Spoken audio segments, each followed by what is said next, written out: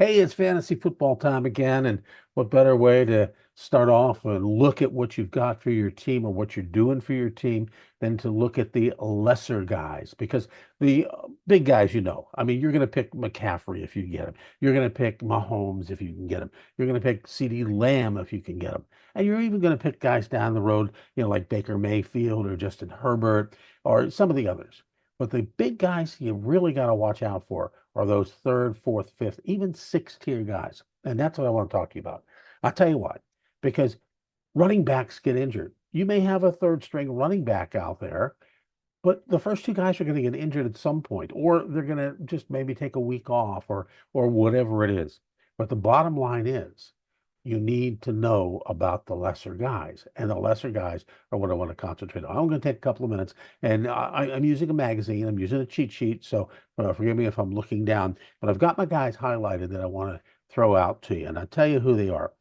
These are some of the running backs that you may consider tier 5, tier 6, who are going to be valuable guys you can pick up in the later rounds. Cost you nothing if you're in a money league, and if you're in a dynasty league, they already may be on somebody's team, but they may get cut depending on how many keepers you have in your league. Let's talk about a few of them. Javonte Williams of Denver. Perfect pick. Now you may not let him go too far because he's a stud. He's got a chance of being somebody good. Devin Singletary. Here's a guy, he's always there.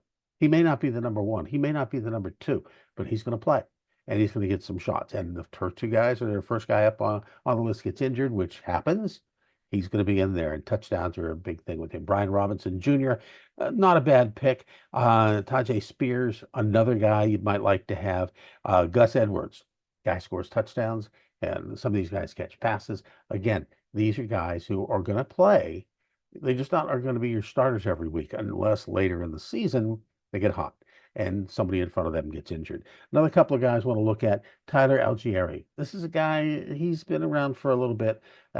People think, okay, yeah, he's okay, he has some potential, but he hasn't really blossomed yet. He's a guy you want to keep an eye on. Khalil Herbert. Here's a guy injured many times over his career, but he's still there.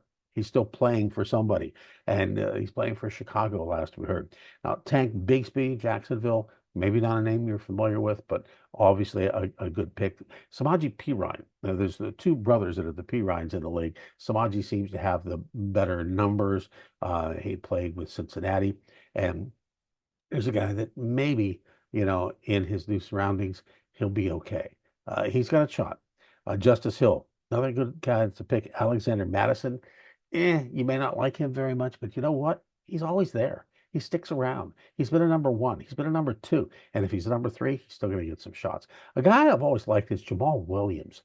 And Jamal Williams had a great career for one season in Detroit. And then he's gone. He's behind Jahmyr Gibbs. And he went to New Orleans, didn't do much, flash in the pan, but he could be there as well.